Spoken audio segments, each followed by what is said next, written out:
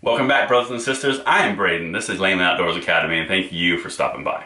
Alright, today's a content video all about some other things that you can use in the gun debate because we know it's coming. And this will be fun because when you start to say these kind of things and use logic and history and observe what happened, the excuses and the pre-canned lines just kind of go away because they haven't been prepared for this argument. So, before we go too deep into that, guys, the newsletter, you guys are joining about 1,000 per day, and that's amazing. And the reason it's amazing is twofold. One, you're getting what you need. Every Friday, I send you guys pistol ammo links that I can find. Every Tuesday, rifle. I have no affiliation. I make no money from that. It is quite literally to get you guys whatever you need. It's what I can do to help the community. Now, the other part to that is, a revolution in the gun world is coming, and this is the way to stay in contact as we go forward. So jump on there. It's completely free. It's in the description box below. It's a free newsletter. So worst case scenario, you get an email, you open, and you don't do anything. I wasted my time. Great. But if it can help you, please join. So now, let's get to the topic here, guys. Legislating morality. You simply can't do it. It cannot exist. If it could exist, we would have no crime in the world. That was simple. Now let's go in more detail for those that need more detail. Looking through history, can you guys think of an independent time in American history in the last 100 years where a broad-based good that everyone in the United States took part in and consumed was completely banned and made illegal by a national government act? Prohibition. Okay?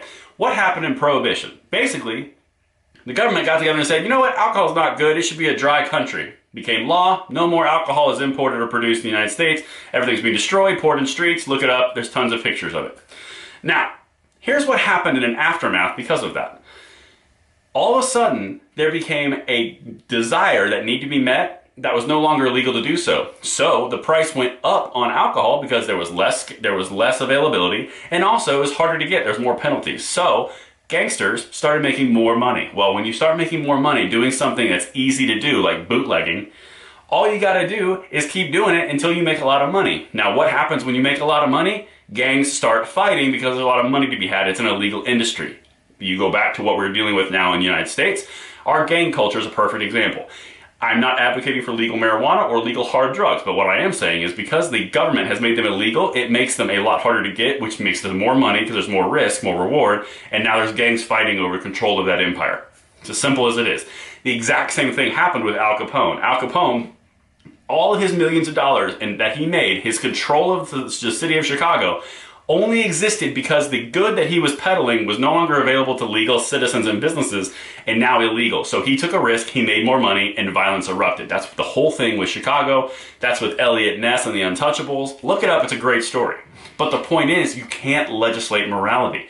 If your whole point is to try to solve a problem, for example, like gun violence, which is a terrible thing and none of us want, it's not about the tool that's used. It's kind of like saying, well, vehicles kill a lot of people a year, so we probably shouldn't use them, or roads. I know it's not the same thing, but it's a like comparison. It doesn't make sense. Why would you say that it's that fault only in guns? It's the gun's fault in every terrible tragedy that happens, but the thousands and millions of people who get injured, crippled, or dead from drunk drivers, that's not alcohol's fault, and that's not a car's fault. That's the person's fault. But gun violence is all the gun violence fault, at least the gun's fault. There's extreme logic gaps, and if we look back in history, we can literally say when you prohibit something that is a natural good, Americans don't like that very much, and we do what we want anyway. We just find different ways to do it. It's the free market system on steroids, right? That's the whole point. Guys, we need to start taking these conversations to the argument table instead of defending the ones they're bringing forward. Quite simply, we need to address the larger problems in our society, such as the moral and ethical issues versus the tools that are being used. I could go all day on this, but basically, people are going to use what they're going to use.